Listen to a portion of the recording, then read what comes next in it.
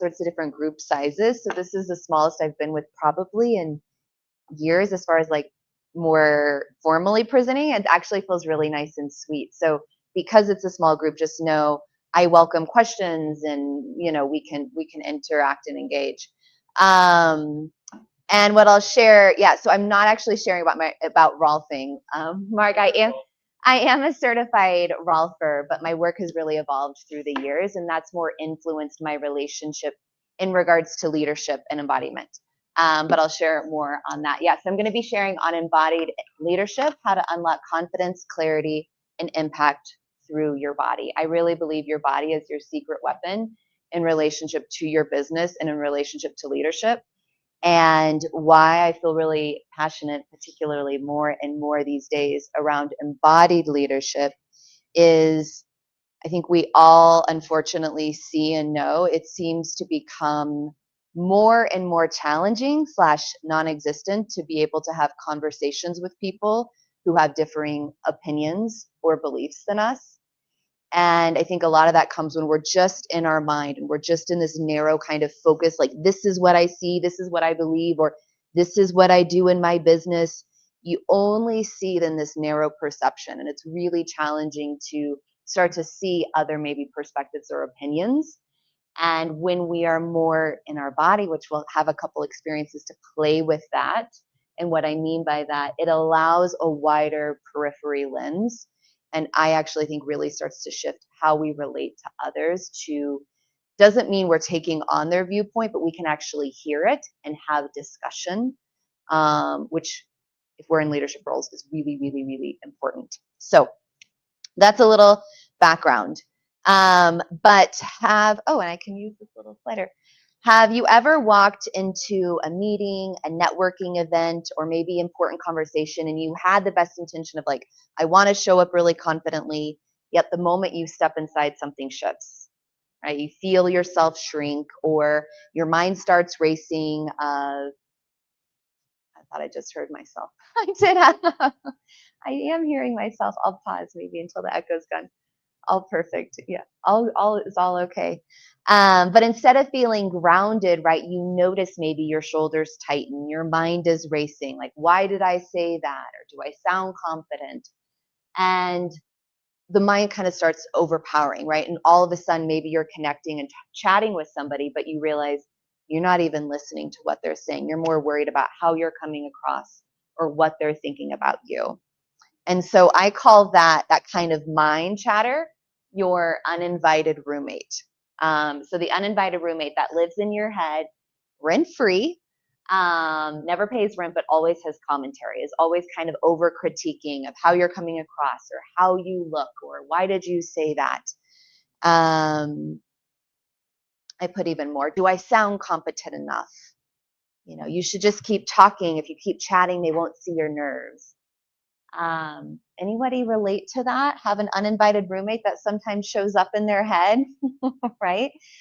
And the more you listen to that uninvited roommate, the more your presence shrinks. So whether your presence actually shrinks and you become smaller, or you're outwardly like projecting or pretending in a mode that's incongruent with how you feel. So there's kind of like two opposite modes and spectrums, and I'll continue to speak on that. But what happens when we do that is, one, it's exhausting. It's not true to who we are, and other people can pick up on that. Even if they're not sure what they're noticing, they start to pick up on that. And, I know this uninvited roommate all too well. It used to be totally running my show and has been a big part of what's led the shift of my work. The more I have stepped into my own pathway of being in my body, through somatic work, through coaching, through nervous system regulation and breath work, have learned how to not have that uninvited roommate always commenting, and how to actually be in my body, be in my power, and show up clearly and truly, however, with whatever is real, right? Not overly compartmentalizing. I think we probably all have a lot, not only, we can speak of globally in our country, but even maybe in our own personal lives. And I think sometimes as business owners or professionals, we think we just need to compartmentalize, like, oh, I have this family health crisis happening over here, but I got to zip it all up and put a smile on my face. I don't agree with that. I don't think that's sustainable. And I think we're moving into a new paradigm in regards to leadership in business that allows us to be more an authentic expression. Doesn't mean we're just spewing out, right? But it means we can hold and have a greater capacity to be with all that is. And leadership is not just what you say. I think it's really how you carry yourself. So when you walk into a room, the energy other people feel. And I believe leadership is comes from, again, our body and not from our mind. I think we've all been taught strategies and communication skills and mindset hacks that are great and supportive, but when they're not integrated into our body, it falls flat. Or that's where I think that mode again of I have to over compartmentalize. I'm this person here, or this family crisis is happening here, but I got to zip it up and I got to smile because I need to be on. Or I'm feeling nervous, but I got to just like bypass that. Instead of how do we use all of this to influence how we're showing up as our authentic whole human self. We're all humans. It's all part of the human experience. And I think the more we can be with that, then our capacity as leaders, we have greater understanding, greater empathy, which is needed more and more. So a little intro of who I am. So yeah, I'm Emily Wishall. My business, it says Wishall Wellness, which is perfect. Is actually my old business. But my work is all around supporting high achieving women who feel like they're on the sidelines of their life. So maybe they're feeling like they're not really stepping into visibility and their leadership because they don't feel great about their body, or maybe their relationship with their body is creating a disconnection in their primary intimate relationship. And so my work is all around supporting them to how to reconnect with their body, right? To connect into their inherent confidence, reconnect with their sensuality, and really feel their strongest physically, emotionally, and energetically. I've been working with the fascia and the nervous system for over 14 years, and I've been sharing on embodied leadership specifically for the last 9 years. It's shifted how I talk about it, but yeah, so that's okay. So the word comes from Dr. Ida Rolf, which is why it's a weird word. She called the work structural integration.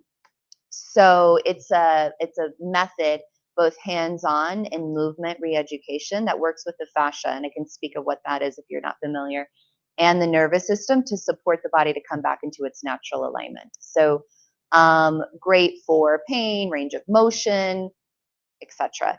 My work and niche has really evolved where if someone's just coming for that sort of thing, I can refer out, because I am a support women more in a higher end where they're getting the hands-on work with movement re-education and with somatic tracking and coaching to actually create deeper shifts.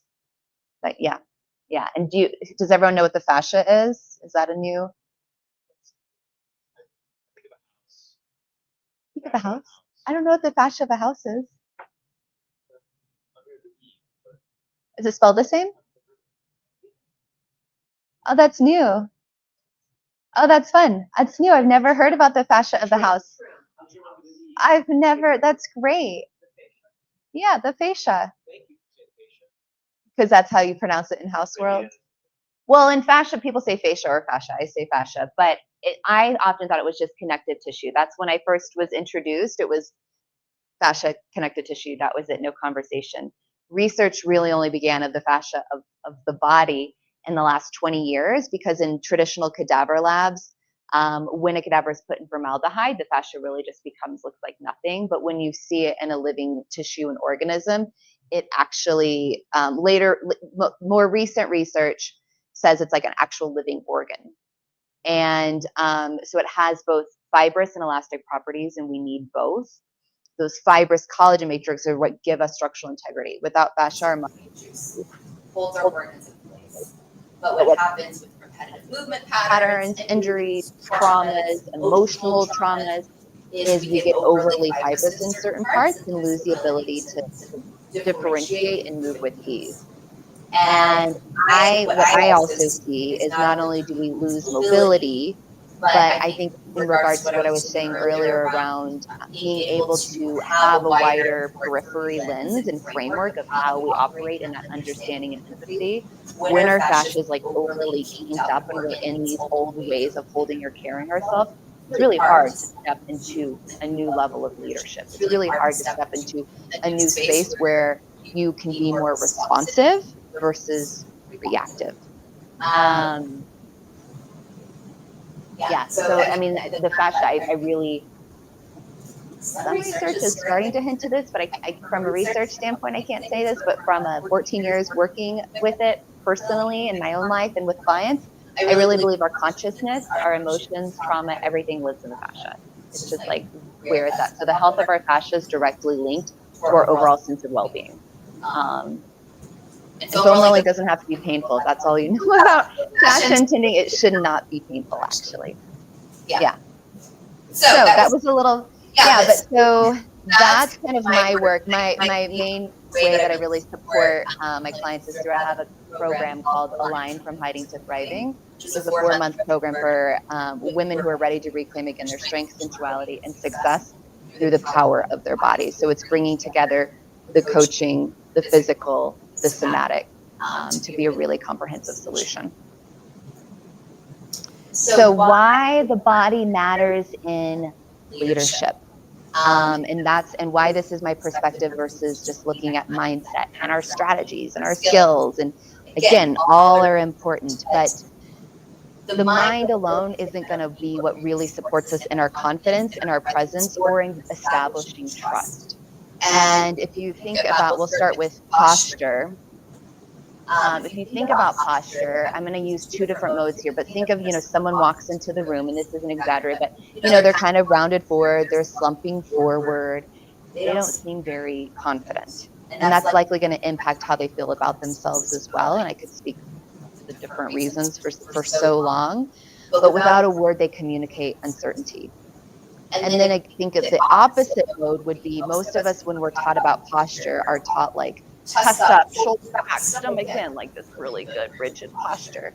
And maybe I look confident, but like, this is really, really efforted. This is really rigid. It's not sustainable. It's going to create more pain and overlaying patterns of strain.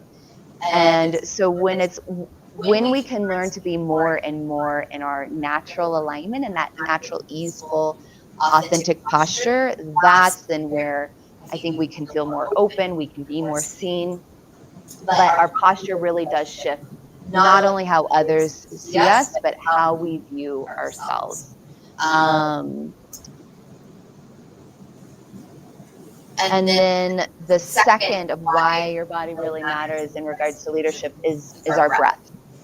And think about like yesterday, who spent like a few hours working on the computer yesterday? Most of us. Maybe not everyone, which is great. But did you ever think to breathe, or like just think back to yourself, and not making yourself wrong, but notice what was happening with your breath? And likely it was pretty shallow and just kind of up here, maybe even just track this morning. And when we're, in that high, shallow state, your nervous system thinks you're under threat. And so your voice will, like, even if you're not conscious of it, to a certain degree, your voice will begin to tighten. Your focus narrows. But when you can start to more and more, it's not like every breath has to be so deep, but start to drop your breath. Start to use your breath as an intentional resource. You can slow it down. That will start to send a signal to your body that you're safe, right? That there isn't actually any threat just because this email came through or because you have like 1,000 tasks, right? There's no real threat to us. Mm-hmm. Exactly. And we're going to do, it's a good question, an intentional practice. We have 2 practices we'll do together. So I'm not just bloop, bloop, bloop, and you can have this is all intellectual information around being embodiment. What does it mean? But yeah, meaning dropping your breath, being more in your belly. And it doesn't mean every breath, but having the capacity. That's what I think is key, is sometimes we can just get stuck here. And we're going to start to just feel really, really anxious, really revved up, scattered, lack of focus, distracted. And if we start to bring our breath down, even when it's okay, maybe you take a sip of water, that's your cue to remind yourself to take a full belly breath. But yeah, I'll talk a little bit more specifics and we'll go through a practice of that. But good question. And then the third around why your body matters in relationship to leadership is embodied awareness is what creates authentic influence. And I think this is like the most important. And the first practice we'll do, we'll play with this. But when you're actually in your body, it does, like, people feel that, right? You're present, you're here. It can start to develop more trust versus if you're so stuck in your head and like out there, people don't really know where you are. They might not know, what it is, but they don't really trust you or they think something's off with you. And again, that embodied awareness, I think, is so important in regards to helping to start to bring a little bit more healing, even if it only be in our little world, right? Of the events you go to, your community, your clients, to have more understanding when we're in opposing viewpoints. Whether it be a team person, right? And there's conflict there and you need to relate to them in a different way. Yeah, so today, again, we're not going to just talk about another mindset hack, but we're going to experience how posture, breath, and embodied awareness can shift your leadership in real time. And so a few reasons that I always like to just name of the why we disconnect. One, we've never been trained how to actually be in our body. For some, this may be something, embodiment, somatic work is something you've been doing. Maybe you are on that path. Maybe it's totally new and it seems like kind of woo-woo or out there or not tangible. But why we disconnect is everyone's had certain different degrees of trauma, capital T and big T. And so for some of us, at some point, it really wasn't safe to be in our body. And that was a really smart survival mechanism that your body did that was needed and necessary. But when you're in your leadership role, showing up in your business, showing up as a professional, it's outdated. It doesn't serve you. And so we need to support your nervous system and how to get out of that fight, flight, freeze, or fawn response.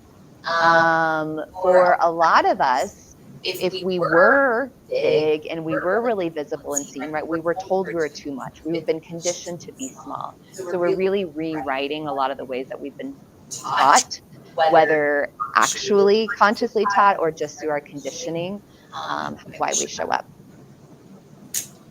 So we're going to do the first practice. And I don't have time up here. I should have brought my phone up. But so to go into more what I was talking about, specifically like the embodied awareness.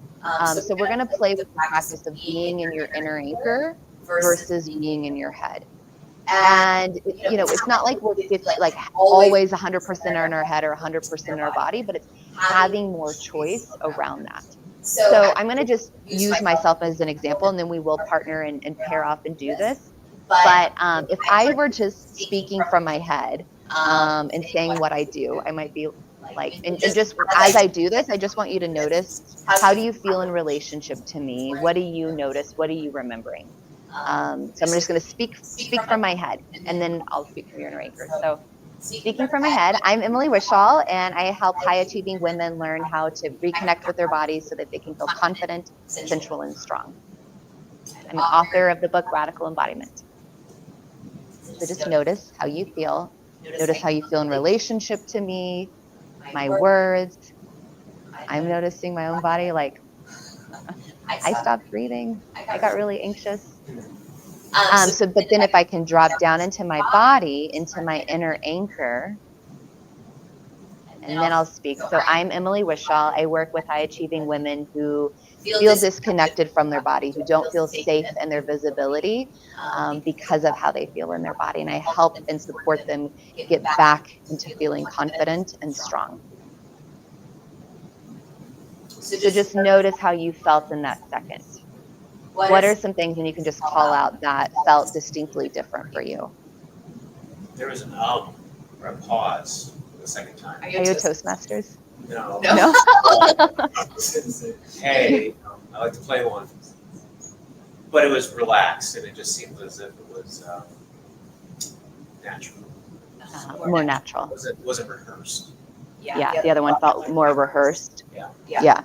That was more authentic. Yeah. More approachable. Yeah. It slowed down on the second one, and then your tone was lower. Yeah. So you tend to, and I wasn't thinking ahead of time exactly what I was going to say. Whatever words came off, I could have just told you about my morning so far. We could have done the same practice, but there tends to be, like your tone tends to be a little lower, a little slower.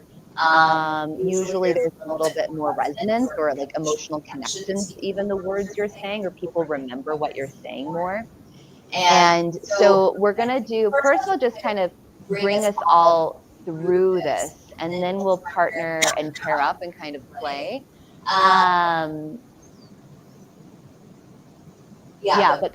we tend to, especially in regards to when we're in conversations around conflict, when we're sharing about our business, when we're at networking events, when we're at those more higher stakes things, we tend to pop out of ourselves and get into our head.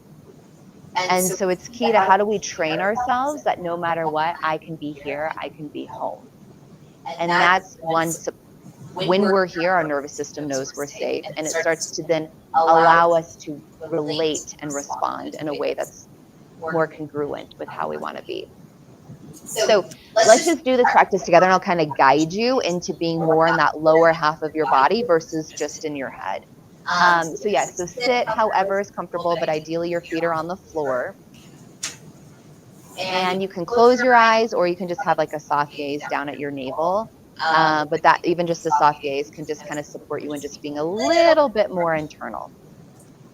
And really just feel your sits bones, the bones under your pelvis, under your butt, on the ground, or on the chair. And start to just invite your attention a little bit more into the lower half of your body.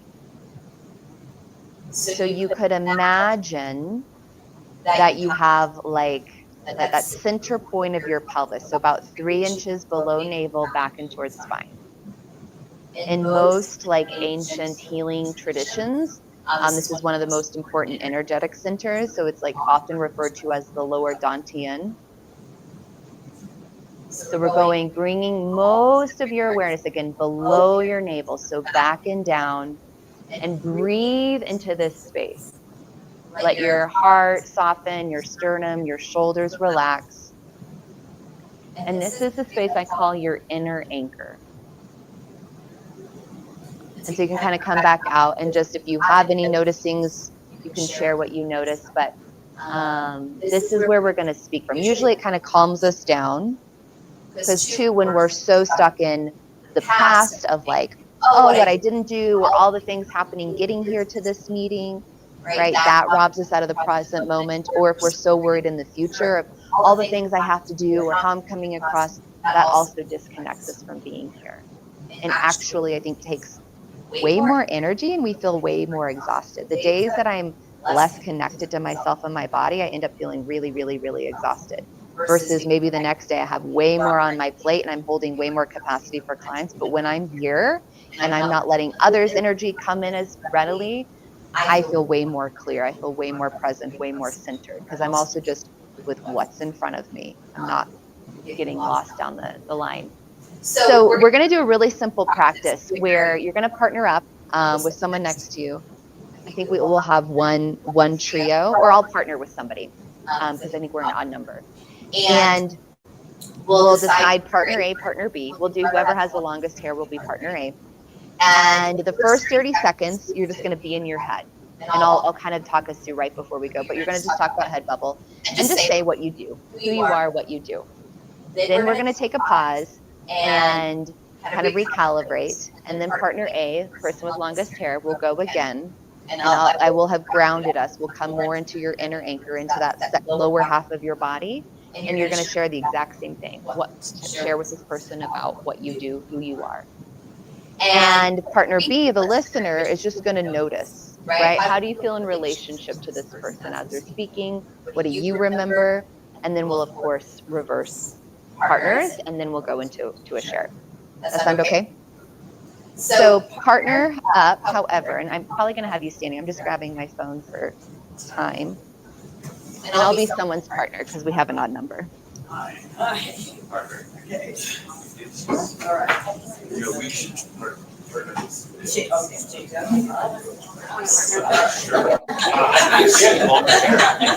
You're my partner, Tracy. Yeah. And stand up if it feels okay for this. We'll come up here if you don't mind. So we're going to stand up if you guys feel okay standing. Yeah, so everyone's decided who's partner A. So right now you're just going to be in your head, right? So think about your to-do list, think about what you have after this, whatever. And then I'm going to start a timer, and you'll share your partner, your name, who you are. And when you hear the timer go off, you can finish your sentence and then pause. Okay? Okay, and go ahead and begin. Speaking from your head. I'm Emily. So I'm an author. I'm a coach. Specifically help women learn to love their body more. Really take back their life. And I feel passionate about, if a woman feels insecure, she's feeling tired, she feels kind of stuck, doesn't have like a lot of vigor, helping her get, feeling her strongest. Okay, and then go ahead and stop, take a pause. And everyone just close your eyes and just notice. Speaker, notice how do you feel in your body after that. And then listener, notice how do you feel in relationship to the speaker. So just kind of tracking for yourself as both speaker and listener, what feels present. And then everyone kind of close your eyes to just support yourself and feel both feet on the ground. Think of your inner anchor. So again, it's that center point of your pelvis, your center of gravity. You can imagine a ball of light there. This isn't Boulder. If it were, I said you could imagine a crystal there, but maybe we still have some crystal lovers. But just let yourself breathe into the lower half of your body. And then we'll stay with the same partner. You're going to do the exact same thing where you're going to share with your partner who you are, what you do, staying connected to that lower half of your body. And go ahead and begin when you're ready. I'm Emily Wishall, and my work really evolved from my own journey of hating my body from age 8 and the amount of life force that robbed and stole from me in regards to not really going after what I wanted in my relationships, in my career, and through the years when I learned into somatic work, fascia work, nervous system, it shifted everything for me and how I felt. And I got so much life force back. I started actually putting myself out there in all areas. And so I know what it's like to be on the other end, and I know what it's like to be after. So that's really why I do the work that I do and want to support other women of they can love their body no matter how their body looks, shaped, and things like that. And go ahead and take a pause. My timer didn't go off for some reason. Sometimes it sounds. What's that? Oh yeah, thank you. And go ahead and pause and just notice. Speaker, notice how you feel after sharing, being more grounded in your body.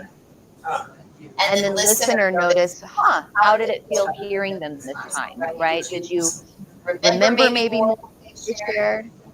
And then we're just going to reverse roles so that the other person can play. We're going to do the exact same thing, and then we can have more of like a debrief. So whoever was partner B, shorter hair, is now going to speak. So everyone just kind of like get back into your head, think about all the things you have to do today, think about your to-do list, all that stuff. And so then the opposite partner, go ahead and share with the partner who you are, what you do, speaking from your head.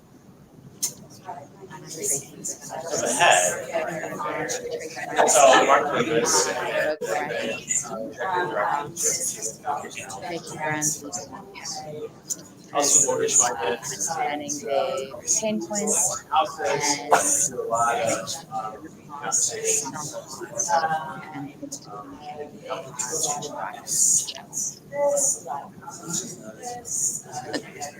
Okay, let's go off this curve. It's not going. And that's our time. So take a pause and just notice.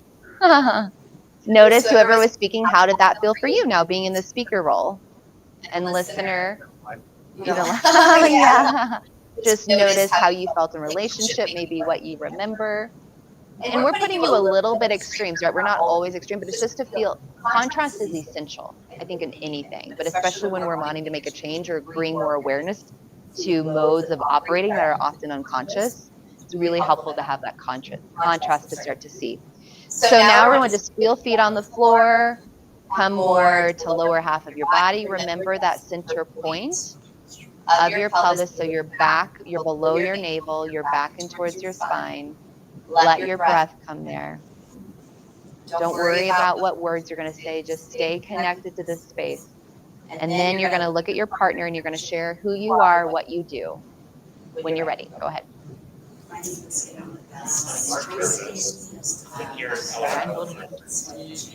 You tell beautiful stories, and it's full of honest.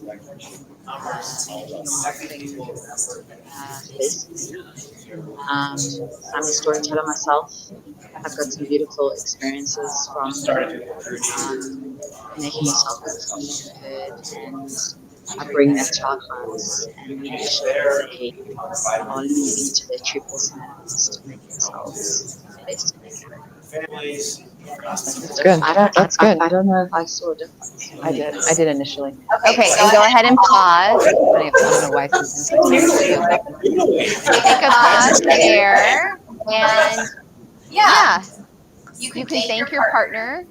And maybe you can go ahead and between the two of you, if you want to share any reflections for them of their modes or how that felt, go ahead and do that, and then we'll kind of come back together.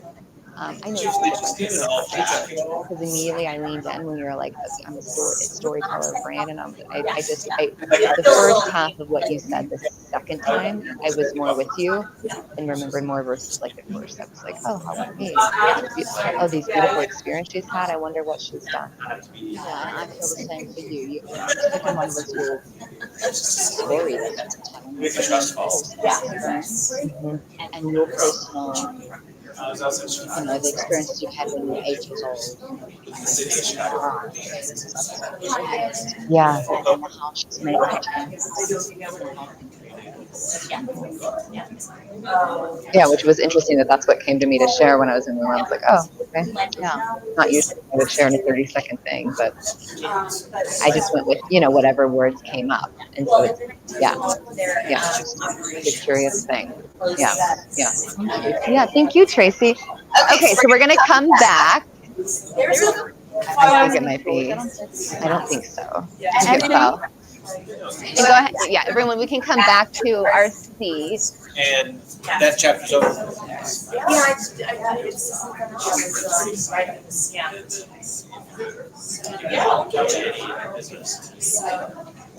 So how was that? What did you, anything that popped out that you guys want to share? Yeah. Breathe into your back breathe into the lower. Like, how do you focus that breath part of the back? You're supposed to pull to your lungs, but how does it get to your back or your heart? Yeah, well, so that's a little different than this practice, but I can totally speak to that. And where we're going next is on the breath. So your lungs, her question was when you're asked to speak into your back or breathe into a certain part of your body, is how do you get your breath to do that? And so your lungs are actually all the way up here. Your first rib goes up this high. We don't tend to know that. The lung pleura goes up this high. And so ideally, first of all, there's no right way to breathe.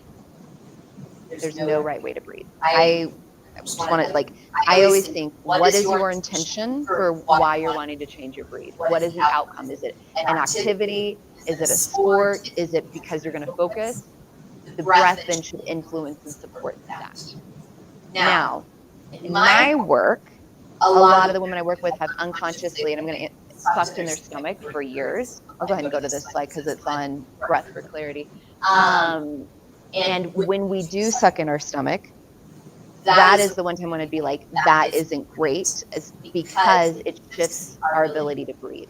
Meaning, if you all like suck in your stomach right now to try to take a breath, very, very shallow. Your diaphragm, which is the dome muscle at the bridge of the costal arch of the rib cage, when you inhale, ideally should move down, and that's why our belly expands with the inhale.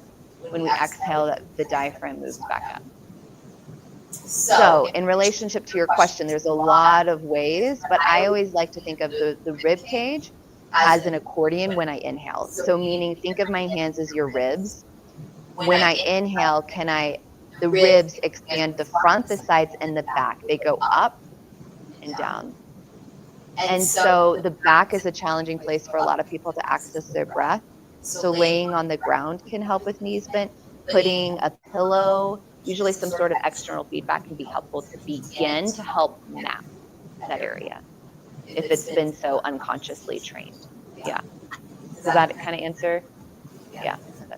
But any other things people want takeaways from that practice that you noticed in regards to how you felt talking more from being in your head versus below or versus your partner? More calm. You felt more calm? The second time going around. Yeah. It didn't feel forced per se. Didn't feel as forced. Yeah. Yeah. Yeah. Did you feel more connected with your partner? Yeah. Yeah. The first time it's like you're talking surface stuff. Yeah. Versus going on the second round, you're talking your true yourself. That makes sense. Yeah. Totally. Yeah.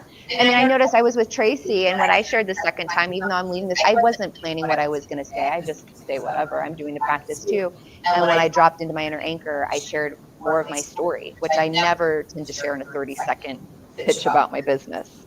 Right? It tends to, when we're more in our body, we tend to feel more connected. Not only is it more calm, but we feel more connected with the other person. There's a little more trust. Maybe you remembered more what your partner said in the second mode. Would you say that? Did more of what they say actually lingered with you, and you're like, oh, this is what you're about? Because you can feel them, and you're not just being talked at. Like, I think maybe sometimes with that mode we're in our head, we're just being talked at, and like, oh, you should work with me because I do this amazing thing, or you should refer this person, I do this amazing thing, and it's like, hold the phone. Well, who are you? Where are you in all of this? Yeah. So the second practice, and you had a couple questions already around breath, so that's great, is around using our breath for clarity. And so again, speaking of, when you suck in your stomach, we can't get a full breath, or when we're just kind of in this mode of working on our computers, busy, we tend to just be more up in what's called like accessory breath, just more in our chest, which puts us more in that sympathetic state, that fight, flight, freeze, or fawn. And so let's just do this simple together. We're only going to take 3 breaths together, but place a hand on your chest and then one on your belly. And inhale slowly through your nose. See if you can let your belly expand first before your chest.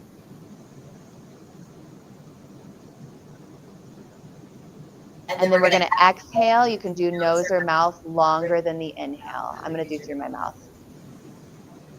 Your belly's coming in with your exhale, a little longer than the inhale. Inhale again, let belly expand first.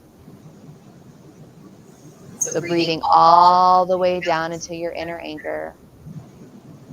Exhale, letting it all go. A little bit longer than your inhale.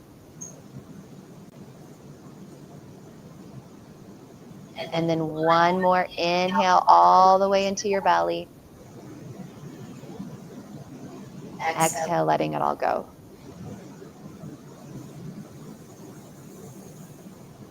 So that was just 3 breaths. Maybe that took 45 seconds. But notice if anything shifted for yourself. Do you feel a little bit more space? Do you feel more calm, more clarity? What does anyone notice anything with just that practice? More calm.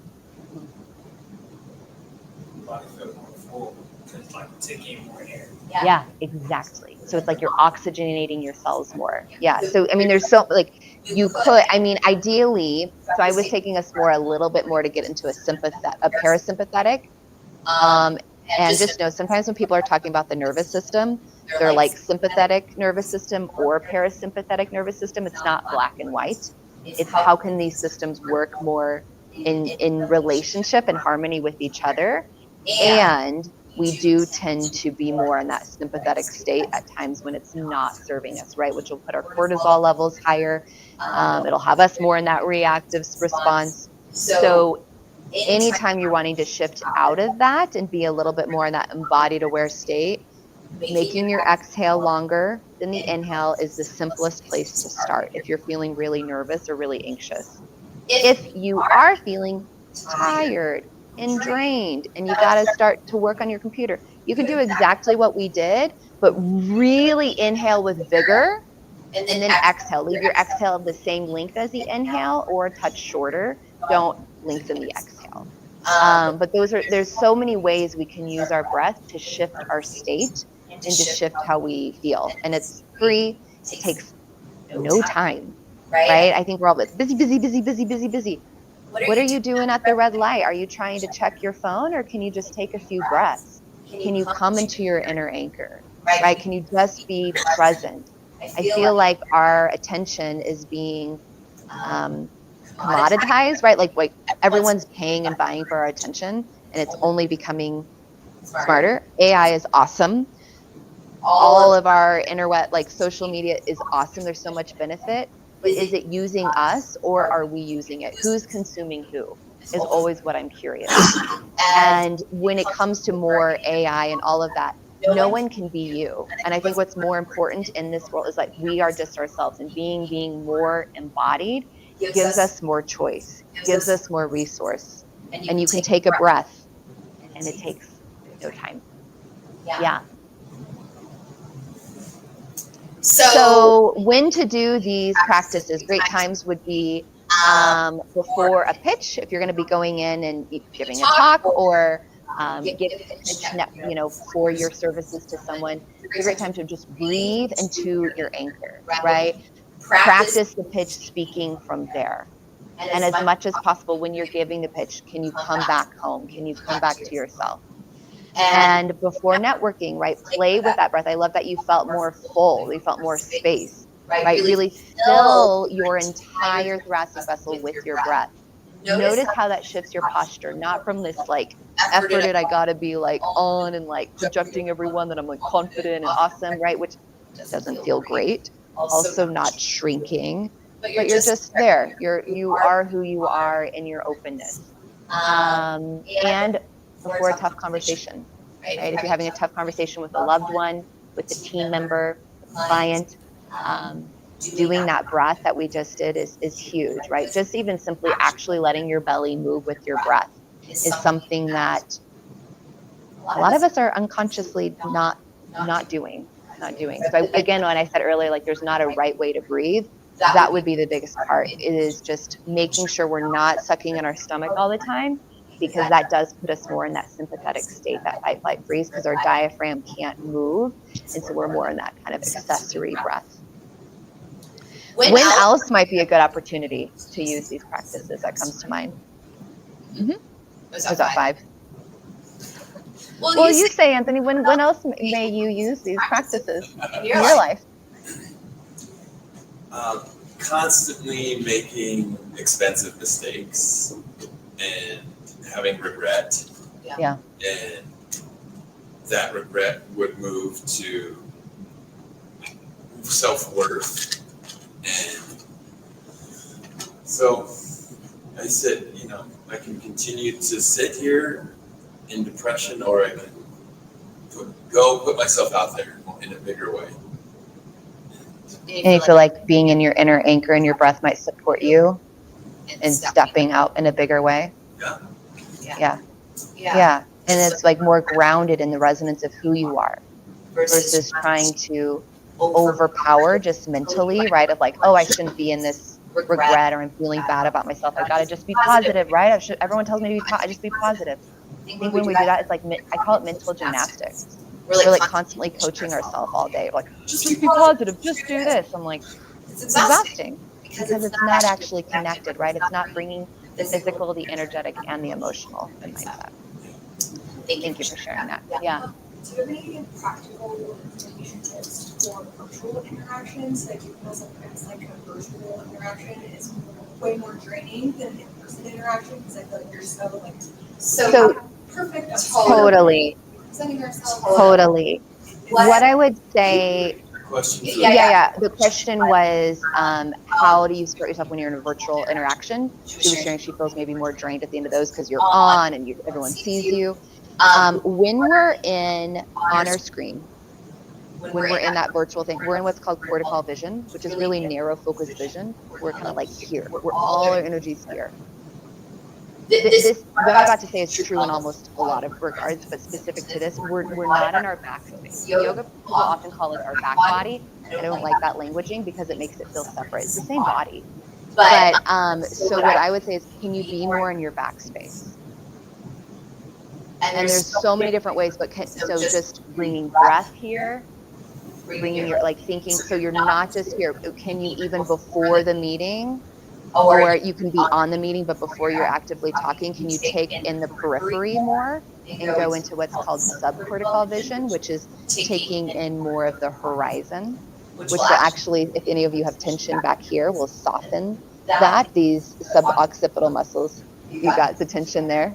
Yeah, right? Yeah, because these suboccipital muscles, when we're in cortical vision, are right? We're not made to be on a screen all day. So we actually need to take in the horizon.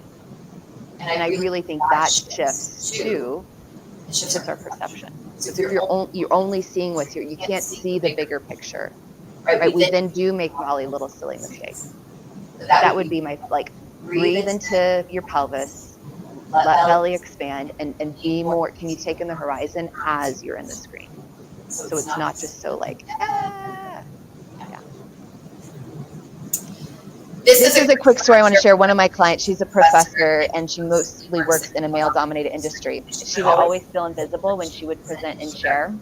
And after doing these practices, she took them away and presented at a conference. And the next week she shared after, she felt like the biggest person in the room. And her body didn't change. She's a petite female. And her male colleagues came up to her after and asked questions and were really engaged and curious. She felt like the biggest person in the room. So that was awesome. Just by changing these, just by being more in her, for her, it was her inner anchor and actually being in her body. So your body is what really holds the key in regards to you unlocking more confidence, more energy, more success, specifically in regards to your leadership and how you're showing up in your life and in your business. And I did want to offer you all, if you want to experience this yourself, if you are curious about my work or kind of going deeper, an Own Your Energy Embodied Breakthrough session. It's normally, I charge $197 for this. It would be free for you today. That's a little QR code you can scan to schedule. But in that session, we'll clarify what's keeping you specifically stuck in regards to your confidence, your visibility, and your presence. You'll experience an embodied shift right away, and I'll give you a personalized next step plan for you. So leadership is how, and that's the same code to scan. Leadership is how you show up in your body, allowing all of you versus just being stuck in your mind. So thank you all for having me, and hopefully you try out these tools and they can be supportive for you. Yeah, thanks for being such a good active audience and doing the practice.